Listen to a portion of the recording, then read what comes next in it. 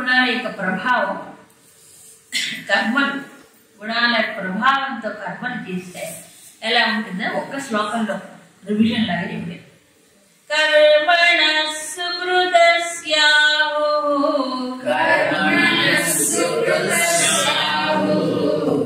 సాత్వికం నిర్మలం ఫలం రజసస్తు ఫలం దుఃఖం అజ్ఞానం తమసః ఫలం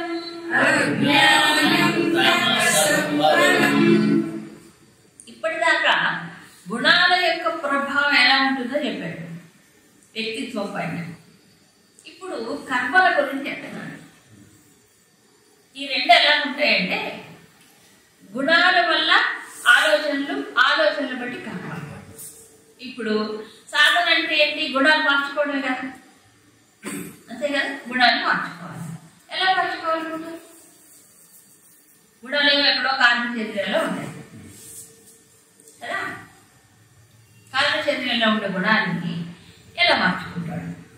తమస్సు నుంచి రజస్సు రావాలి, రజస్సు సత్వం నాడు పడే బాగానే ఉంది. బట్ ఎలా మార్చుకోవాలి? ఏమిటి? ఎక్కడ గుణాలకు పెయింట్ వేస్తాం, లోపలికి వెళ్ళి మార్చుకోలేం కదా. ఎలా మార్చుకోవాలంటే కర్మల ద్వారానే మార్చుకోవాలి. గుణాలు కర్మలకు ప్రేరేపిస్తుంది, గుణాల ఆలోచనలు ప్రేరేపిస్తుంది, ఆలోచన బట్టి కర్మలు వస్తున్నాయి. ఇప్పుడు మనము స్థూలాన్ని సూక్ష్మం మారాలంటే స్థూలం మారాలి, స్థూలం మారితే సూక్ష్మం మారాలి. సూక్ష్మంగా వెళ్ళి మార్చుకోలేము కాబట్టి గుణాలు ఎక్కడెక్కడో ఉంటాయి. అందుకే శంకరాచార్య మాట చెప్పారు. ఆయన రెండు విషయాలు చెప్తారు అక్కడ. చింతయా క్రియయా బహిహి వివేక చూడమలో చెప్తారు. చింతన కర్మ, కర్మేమో బయట చేసేది, చింతన లోపల జరిగేది. ఈ రెండు మార్చుకుంటే గుణాలు మార్చుకోవాలి. రెండు మారాలి. ఏం మారాలి? చింతన మారాలి, కర్మలు కూడా మారాలి. ఇప్పుడు ఎట్లాగంటే చెడ్డ పనులు చేస్తూ మంచి ఆలోచనలు వస్తాయండి. వస్తాయా? చెడ్డ పనులు చేస్తూ రాదు కదా. మరి మంచి పనులు చేస్తూ మంచి ఆలోచనలు చేయాలి. ఒక్కోసారి ఏమవుతుందంటే కర్మ బయటికి మంచి కర్మలాగానే కనిపిస్తుంది, పుణ్యకర్మలాగానే కనిపిస్తుంది. లోపల అంత ఆలోచన ఉండదు. లోపల ఏ స్వార్థపూరితమైన ఆలోచన ఇంకేదో ఉంటుంది. అప్పుడు అంత ప్రయోజనం ఉండదు. సో రెండో ముఖ్యమైన ఇప్పుడు ఏ కర్మ వల్ల ఏ ఫలితం చెప్పారు. సుకృతస్య కర్మణః సాత్వికం నిర్మలం ఫలము ఆహు. సుకృతం అంటే తెలుసుగా పుణ్యం, మంచి పని. సో మంచి పనులు చేస్తూ ఉంటే ఏమవుతుందట? సాత్వికమైనటువంటి నిర్మలమైనటువంటి ఫలితం వస్తుంది. అంటే సత్వం పెరిగే అవకాశం ఉంది. తర్వాత నిర్మలత్వం, ఎందుకంటే సత్వగుణం యొక్క లక్షణం నిర్మలత్వమే కదా వస్తుంది. ఎప్పుడు మంచి పనులు చేస్తే, మంచి పనులు చేయాలి, మంచి బుద్ధితో చేయాలి. ఇప్పుడు దానం చేశాం, పూజలు చేశాం, ఏవో చేశాం. ఆ చేసేటువంటి ఆ కర్మ ఎలా చేయాలి? చక్కగా ఆచరణ. సుకృతం అంటే మంచిగా చేయడం, మంచి పని మంచిగా చేయడం. వాళ్ళు నిర్లక్ష్యంతో చేశాడు అనుకోండి, ఎన్ని జన్మలైనా అంత. ఇప్పుడు పూజలు చేస్తారు కదా, భగవంతుడు ఎంత ఇచ్చతో లేక ప్రేమతోనో ఒక దృష్టి పెట్టి చేస్తే మార్పు వస్తుంది. ఎవరిలైనా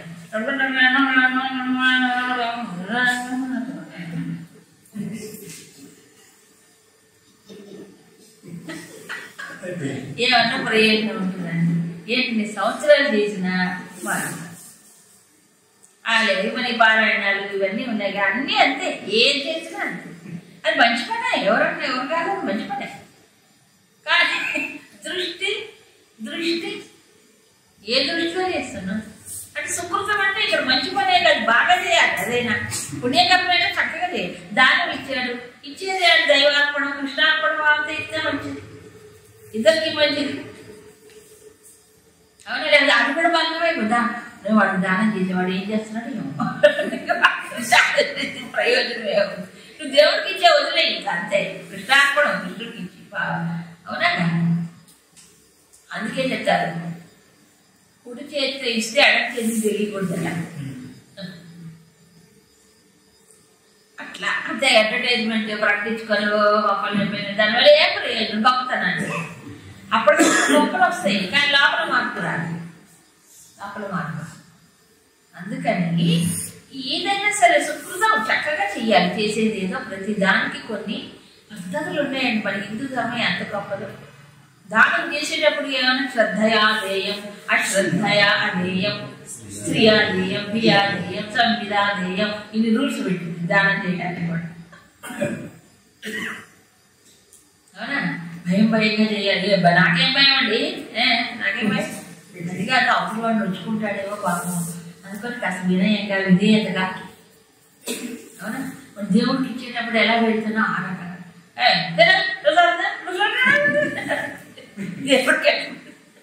దేవుడు ఆయన పరమాత్మ, ఆయనకి సమర్పించేటప్పుడు ఎలా చేయాలి? అవునా? ఆ స్పర్శ, భగవత్ స్పర్శ కలగాలి అనేది. నైవేద్యం అంటే భగవత్ స్పర్శ కోసమే నైవేద్యం. అవునా కదా? ఏదైనా అంతే. సో ఈ కర్మలు సుకృతం, చేసే కర్మ మంచి పని అయి ఉండాలి, అది చక్కగా చేయాలి. అప్పుడు దాని యొక్క ఫలితం ఎలా ఉంటుంది? సాత్వికమైన, సహజం. అలాగే రాజసికమైన ప్రేరణతో చేసే కర్మల వల్ల ఏం పెరుగుతుంది? దుఃఖం. సో ఒక పని చేసిన తర్వాత మనకు దుఃఖం వచ్చింది అంటే అది రజసిక్ కర్మ, అది గుర్తు. అందుకే ఇప్పుడు కర్మలు మార్చుకోవాలి, కర్మలు మార్చుకోవాలి. అవునా? ఇప్పుడు చూడండి ఎంత టెక్స్ట్ దీంట్లో శాస్త్రీయంగా చెప్పారంటే గుణముల యొక్క ప్రభావం ఆలోచనలు, ఆలోచనలు బట్టి కర్మల ప్రేరణలు వస్తాయి. అందుకే అంటారు as the mind so the thought, as the thought so the mind. అంతే కదా? మైండ్ అంటే వాడు చేసే కర్మలు కూడా అలాగే ఉంటాయి. అది గురుదేవులు ఒక మాట చెప్తారు ఏంటంటే ఆలోచన తండ్రట, కర్మ తనయుడట. తనయుడు కొడుకు, ఆలోచన తండ్రి. అంటే ఆలోచన వల్ల కర్మ వస్తుంది. ఇప్పుడు ఆలోచన కర్మను చేయిస్తుంది కదా, వెరీ గుడ్. ఇప్పుడు అలా మనం ఆలోచిస్తూ ఆలోచన పడి దానికి పోలేవారు గుణాలు. ఇప్పుడు మనం మార్చుకోవాల్సింది ఎక్కడ? గుణాలు మార్చుకోవాలి. గుణాలు డైరెక్ట్ గా మార్చుకోగలమా? లేదు. కాబట్టి ఏం చేయాలి? ఆలోచన మార్చుకోవాలి, కర్మల్ని మార్చుకోవాలి. కర్మలు సుకృతంగా ఉండాలి, ఆలోచనలు సద్భావం, సదాలోచనలు, జ్ఞానపూరితమైనటువంటివి, అవి గుర్తు తెచ్చుకోవాలి. ఎందుకంటే లోపల ఉండే గుణాలు మార్చుకోవాలి తెలియదు. ఆలోచనలు మార్చుకోవడం కూడా అంత తేలిక కాదండి. మనసును మార్చుకోవడం అంత తేలిక. అబ్బో చెప్పిన మాట వింటుందా అది? అంత తేలికేం కాదు. అబ్బో అంత తేలికేది పాటు అందరు యోగులు మహాత్ములు అయిపోయేవారు కదా. ఏమిటంటే నా మాట మీద అనుకుంటా కానీ ఎందుకు జరిగిపోతుందండి, అనుకుంటా కానీ ఎందుకు జ్ఞాపకం రాదండి కదా. అందుకు కర్మలు మార్చుకోవాలి. కర్మలు మార్చుకుంటే మంచి పనులు చేయడం అభ్యాసం చేసుకోవాలి. ఒక డిసిప్లిన్ అనేది అలవాటు చేయాలి. ఎవరికి? శరీరానికి, మనసుకి, ఇంద్రియాలకు డిసిప్లిన్ ఉండాలి. అన్నిటికీ డిసిప్లిన్ ఉండాలి. ఇలా మన కర్మల విషయంలో, బాహ్యంగా చేసే కర్మల విషయంలో గనక ఉంటే అప్పుడు నెమ్మదిగా ఏమవుతుంది? ఆ సాంగత్యంలో మనం చేసే కర్మల వల్ల లోపల కూడా కొంత ఆలోచనలు మారుతాయి. అవునా కాదా? ఇప్పుడు ఒక చోట పూజలు జరిగితే పురస్కారం దేవాలయానికి వెళ్తే అప్పుడు దైవ సంబంధమైనవి వస్తాయి, సాధారణంగా రావాలి. అదే రోడ్డు మీద అక్కడ ప్యాకెట్ ఆడేవాళ్ళు, తాగుమోసం వాళ్ళు ఉన్నారు అనుకోండి, అక్కడెక్కడ పోయి కూర్చున్నాడు అనుకోండి, ఎలాంటి ఆలోచనలు వస్తాయి? ఎంత మంచివాడని కొన్నాడు పోగా వీడికి కూడా అనిపిస్తుంది అప్పపాటు. సాంగత్య దోషం అంటాడు. అవునా? అందుకని సత్కర్మలు చెయ్యాలి.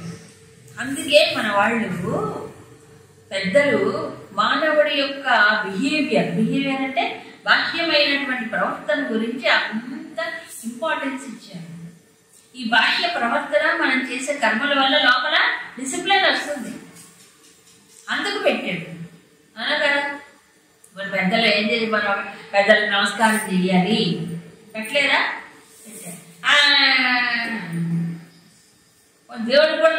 చేయకండి, ఇది నమస్కారమా, ఇది తింటే దేవుడు నమస్కారం చేయాలి, ఇది తింటే ఇది ఎక్కడ వచ్చింది నమస్కారం? అవునా? నమస్కారం చేసి ఒక ఆలోచన ఉండాలి కదా, ఒక భావన ఉండాలి కదా. సో దైవానికి, పెద్దలకి, గురువులకి, తల్లిదండ్రులకి వాళ్ళ ఆశీర్వాదాలు పొందాలి. చిన్నప్పుడు మనం నేర్చారా లేదా? ఇప్పుడు మామ్ డాడ్ అంటే పిలవడం కూడా జరిగింది. అప్పుడు చాలా విచిత్రమైన రోజులు. వీళ్ళు కూడా చెడగొడుతున్నారు. పెద్దల మాట వినాలి, ఒబే అవ్వాలి, మనం ఆలోచించాలి, వినయంగా ఉండాలి, పెద్దల్ని ఎదిరించకూడదు కదా, వాళ్ళ పైన కోపం చూపించకూడదు, మనం ఒదిగి ఉండాలి. ఇవన్నీ మనకి ఎందుకు నేర్పారు పెద్దలు? మనమే బాగుపడతాం, అవునా కదా? దానివల్ల మనం బాగుపడతాం. మనం మంచి చెప్తే ఎదిరించారనుకోండి, అప్పుడు ఏమవుతారు? పెద్దలైనా ఏం చేస్తారు? ఇప్పుడు అదే అయిపోయింది పరిస్థితి. ఇప్పుడు పరిస్థితి రివర్స్లో పోతుంది. పిల్లల్ని కంట్రోల్ చేయలేకపోతుంది. ఎందుకు? చిన్నప్పటి నుంచి వాడికి మంచి అలవాట్లు నేర్పితే కదా.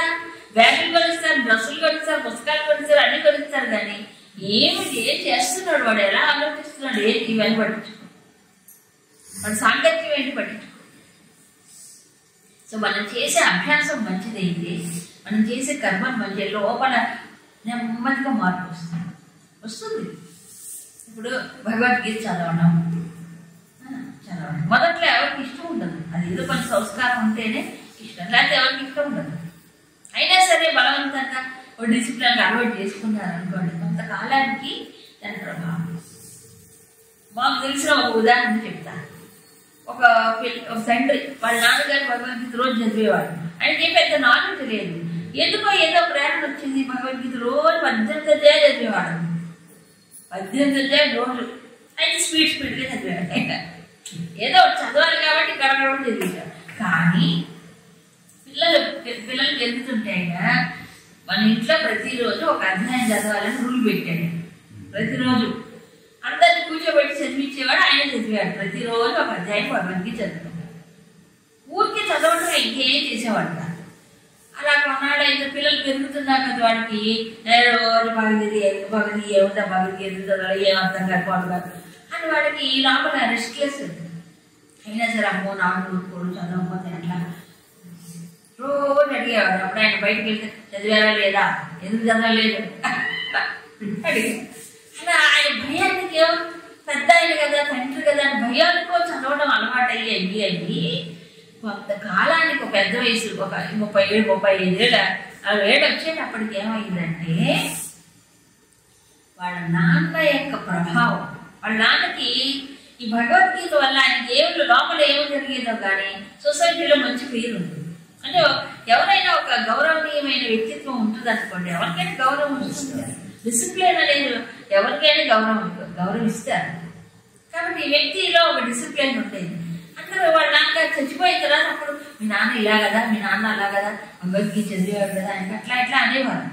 అంటే వీళ్ళు అప్పుడు మా నాన్న ఇంత గొప్పవాడో మాకు తెలియదే, మా నాన్న భగవద్గీత చదివామంటే మేము ఎప్పుడు విసుక్కునేవాడము, ఇవి తలచాడస్తమైన అనుకునేవాడము అని చెప్పేవాళ్ళు.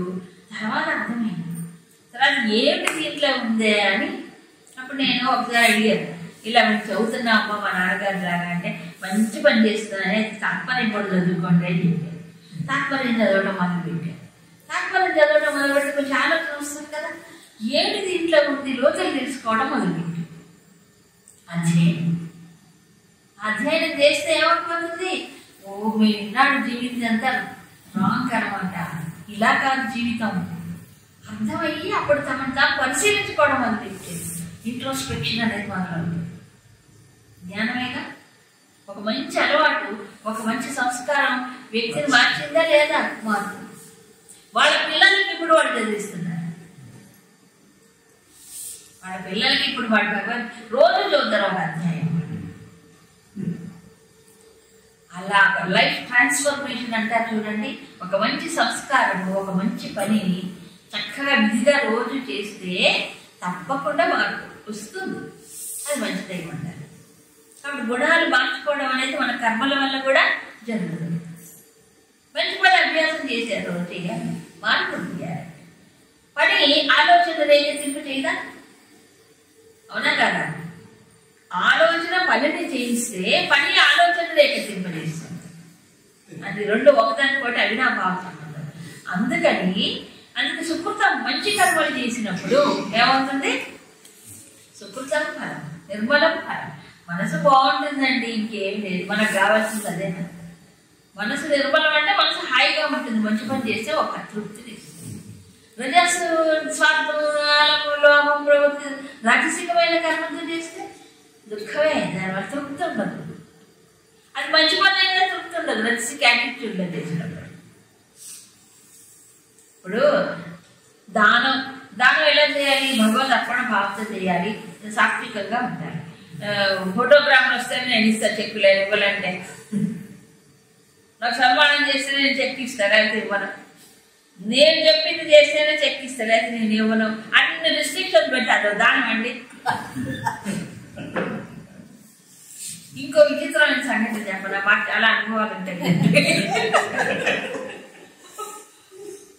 ఇదిగో ఒక ఊళ్ళో మేము బోర్వెల్ వేయాలనుకున్నాం, రూరల్ డెవలప్మెంట్ యాక్టివిటీ. ఆ ఊళ్ళో నీటి ఇది లేదు, ఎక్కడో వెళ్ళి ఒక బోర్వెల్ వేస్తే పాప ఊళ్ళో నీళ్లు వాడుకుంటారు, బోర్వెల్ వేయాలనుకున్నాం. అయితే కడప జిల్లాలో నీళ్లు పడడం కష్టం, తొందరగా నీళ్లు పడవు, చాలా లోతులకు వెళ్ళాలి. ఒకసారి ఫెయిల్ అయిపోతే బోర్స్ ఎప్పుడు కూడా. ఆయన ఒక చెట్టు పంపించాడు, పంపించి నీరు పడితేనే ఇది వాడాలి, లేకపోతే అది దానమా? ఒక నీళ్ళు పడకపోతే దండ ఖర్చు పెట్టుకోవాలి కదా, కదా? నువ్వు దానం ఇస్తే మంచి పనికి ప్రయత్నం చేస్తా, పడకపోతే ఏం చేయాలి? మన చేతిలో ఉందా? ప్లస్ చెట్టు వాపసు ఇవ్వాలి. ఇట్లాంటివి ఉంటాయి. రజస్సు అవునా? కృష్ణార్పణ బుద్ధితో చేయి, మంచి బుద్ధితో చేయి, దాని ఫలితం నీకు వస్తుంది. అక్కడ నీళ్ళు పడ్డా పడకపోయినా నువ్వు దానం చేసే ఫలితం నీకు వస్తుంది కదా. వాడికి ప్రారంభం బాగాలేదు, వాడికి నీళ్ళు పడవు, అంతే. నీకు పుణ్యం వస్తుంది కదా. మరి ఇట్లా టార్గెట్స్ పెడితే అందరూ చచ్చిపోవడం.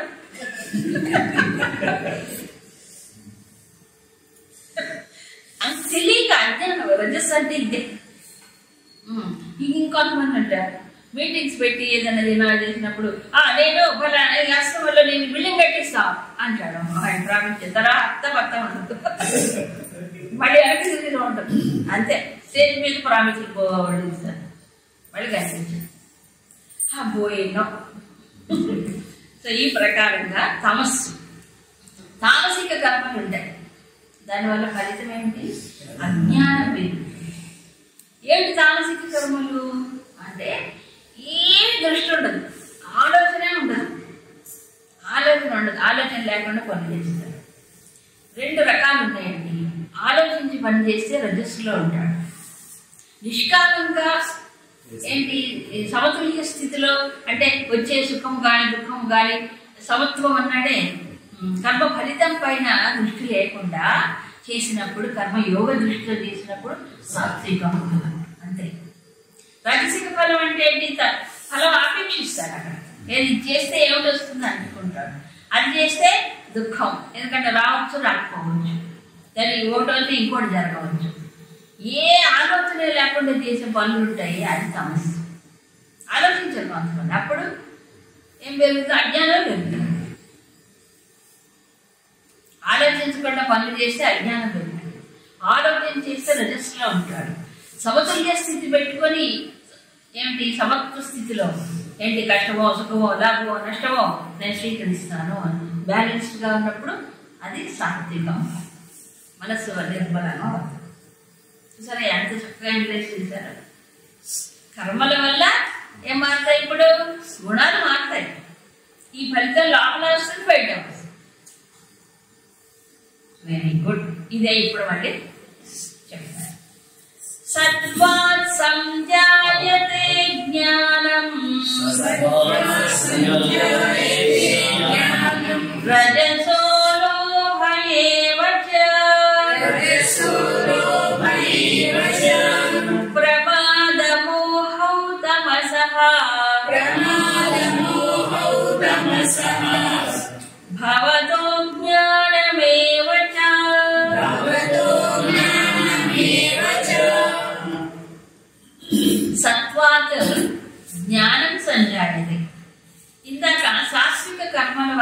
అని చెప్పాడు. సాత్విక కర్మల వల్ల నిర్మలం ఫలం ఏమవుతుంది, నిర్మలత్వం వస్తుంది, మనసు హాయిగా ఉంటుంది. అప్పుడు ఇక్కడ ఏం చెప్పాడు, సత్వాత్ జ్ఞానం సంజాయి, సత్వగుణం పెరుగుతూ ఉంటే ఏం పెరుగుతుంది అప్పుడు జ్ఞానం. జ్ఞానం ఎక్కడి నుంచి రావాలి, సత్వంలో నుంచి రావాలి, పుస్తకంలో నుంచి కాదు.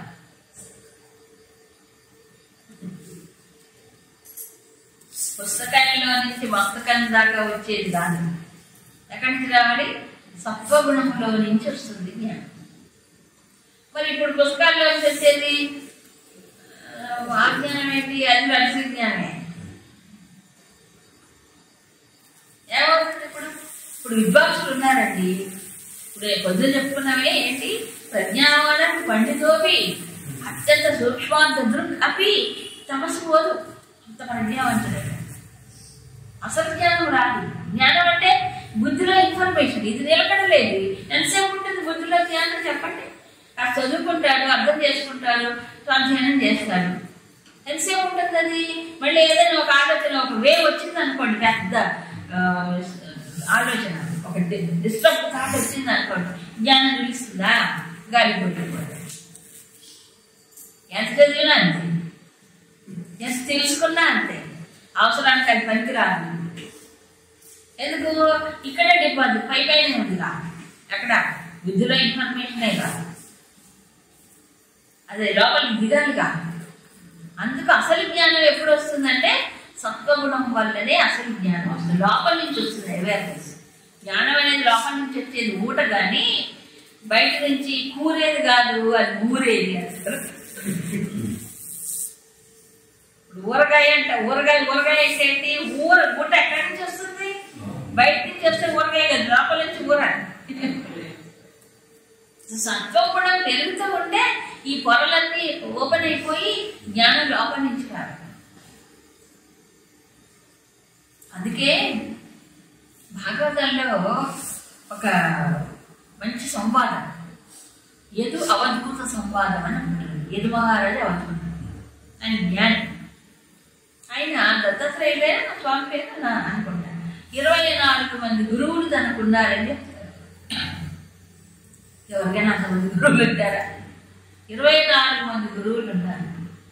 ఆయనకు ఆశ్చర్యం కలిగింది, ఏమి నేర్చుకున్నారు ఇంతమంది గురువుల దగ్గర అని అడిగితే, ఒక్కొక్క గురువు పేరు చెప్పి ఇలా నేర్చుకున్నా అంటాడు. శాస్త్రాలు కానీ అక్కడ నేర్చుకుంది. విచిత్రం ఏంటంటే తుమ్మెద ఒక గురువు అయిపోయింది. తుమ్మెద అవునా, తేనెటీగ ఒక గురువు, ఏనుగు ఒక గురువు. ఇలా ప్రకృతిలో ఉన్నటువంటివే. ఒక వడ్లు తలుచుకున్న ఆడపిల్లని చూసాడు, దృశ్యం చూసి వెంటనే ఆయనకి స్ఫురణ కలిగింది. ఇలా దృశ్యాలు చూసి ప్రకృతిలో ఉన్నటువంటి జంతువుల ద్వారా, దృశ్యాల ద్వారా ఆయన జ్ఞానం పొందాడు. ఎవ్వరు లేదు, టీచింగ్ లేదు, చేస్తారు లేదు.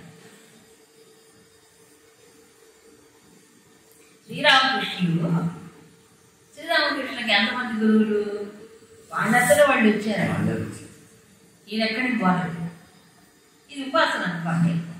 మరి దత్తాత్రేయుడు ప్రకృతి నుంచి ఎలా పాఠం నేర్చుకుంటారు అంటే, మనసు సత్వగుణంతో నిండినప్పుడు ప్రకృతే పాఠం నేర్పిస్తుంది. దృశ్యాలు చూడగానే స్ఫురణ కలిగింది, వాడు లోపల ఒక విలువలాగా. మనకి ఛాందోగ్యోపనిషత్తులో చదివితే, ఛాందోగ్యంలో ఓ శిష్యుడు, అతని పేరు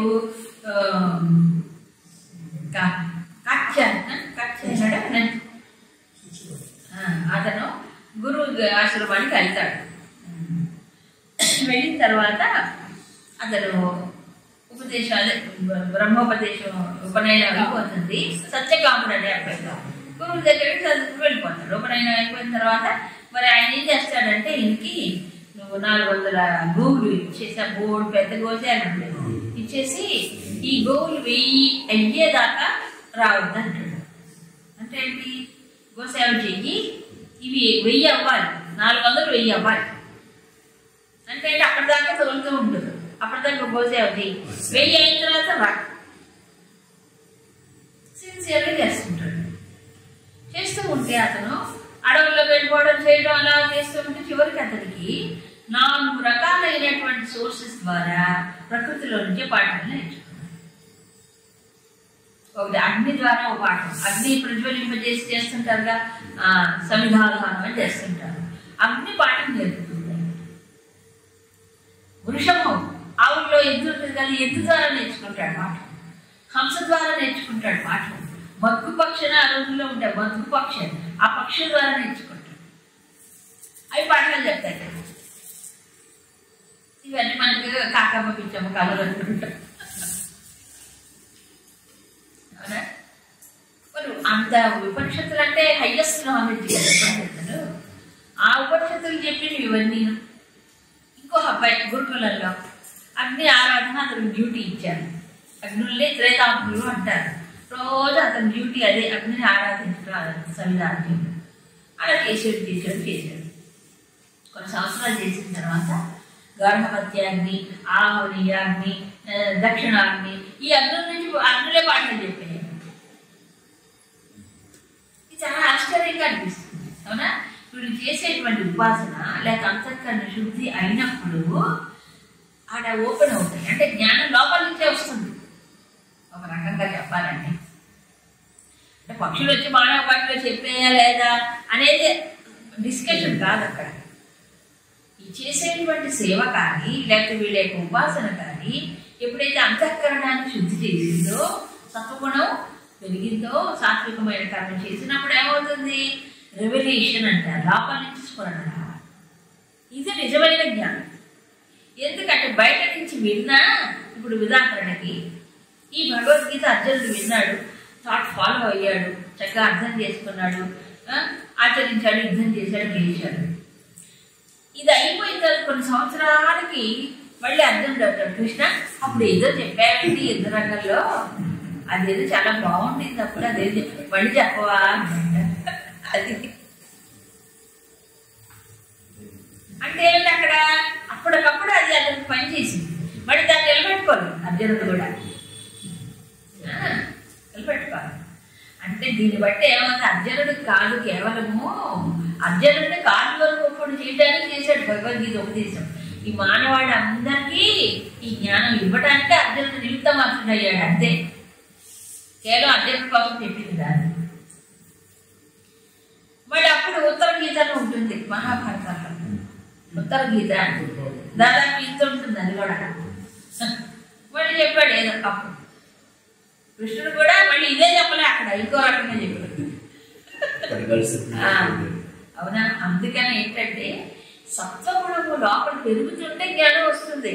పుస్తకాల్లోంచి రాదు, శ్రవణం వల్ల నిలిచేది కాదు. ఇది శ్రవణం వల్ల విన్నంత సేపే మళ్ళీ కాదు అయిపోతాయి. అందుకు మననం చేసుకోవాలి అంటారు. మననం చేసినా కూడా, ఎంత మననం చేసినా జీవితానికి సమన్వయం చేసుకోవాలి. అప్పుడు మననం అవుతుంది, అప్పుడు నిలుస్తుంది. కాస్త నిలిచిన గుణం కనుక మానకపోతే అది ఉపయోగపడుతుంది. అది అప్లికేషన్కి రా ఉపయోగపడుతుంది. అప్లికేషన్ అంటే జ్ఞానం అనేది మనం జీవితంలో అనుభవాన్ని పొందడానికి కదా. అనుభవం పొందాలంటే ఏం కావాలి? దాన్ని మనం ఆచరణలో పెట్టుకోవడానికి సంసిద్ధత రావాలంటే సత్వగుణం వల్లే వస్తుంది. మరి సత్వగుణం ఎలా వస్తుంది? మళ్ళీ బ్యాలెన్స్గా కర్మగా ఆచరించడం వల్ల వచ్చేస్తుంది, చింతన వల్ల మారుతుంది. రజసో లోభ ఏమచ, రజోగుణం దానివల్ల ఏం పెరుగుతుంది? మెయిన్ క్యారెక్టరిస్టిక్ ప్రాపర్టీ చెప్పాడు. రజస్సు వల్ల ముఖ్యంగా పెరిగేది ఏంటంటే లోభం. ఈ లోభం అనేది అన్ని స్థాయిలో ఉంటుందండి. డబ్బే కాదు, డబ్బు విషయంలోనే కాదు లోభం, అనేక విషయాల్లో ఉంటుంది లోభం. అంటే కొంతమందికి తృప్తి లేకపోవడం, ఎన్నున్నా తృప్తి ఉండదు. వస్తువులు కానీ, విషయాలు కానీ, లేకపోతే ఇంకేదో పేరు ప్రతిష్టలు కానీ. ఇప్పుడు ఎమ్మెల్యే కూడా అందరూ కామెడీ నెక్స్ట్ అంటే పడిపోతే ఇంకేదో రాదు, ఇంకేదో కదా. ఇలా అధికారం కానీ అన్నిట్లో లోపం, ఎంతైనా తృప్తి లేకపోవడం. సో అది రజస్సు యొక్క ముఖ్య లక్షణంగా చెప్తుంది. ఇకపోతే ప్రమాదమోహం తమసః, అజ్ఞానం యోచ, 3 పెరుగుతాయి. తమస్సుకు 3 ఉన్నాయి. తమస్సులో తమోగుణంలో ఉన్నప్పుడు 3: ప్రమాదము, మోహము, అజ్ఞానం. ఇవి పెరుగుతుంటాయి. ఇవే పుడుతుంటాయి లోపల. Very good. తర్వాత దాంట్లో సాధన చేస్తూ ఉన్నప్పుడు ఇప్పుడు మరణించే సమయంలో ఏ గుణం ఉంటే ఏ జన్మ వస్తుందో ఎలాంటి జన్మ వస్తుందో చెప్పాడు. బ్రతికుండగా సపోజ్ బ్రతికున్నప్పుడు సత్వగుణం పెరుగుతుంటే ఎలా ఉంటుంది, ఏ లక్షణాలు ఉంటాయి అది చెప్పాడు. తర్వాత శ్లోకాల్లో సత్వగుణం పెరుగుతూ ఉన్నప్పుడు మనిషి ఏమవుతాడు, జీవితంలో కూడా మార్పు వస్తుంది. లోపల ప్రభావమే కాదు జీవితంలో కూడా మార్పు.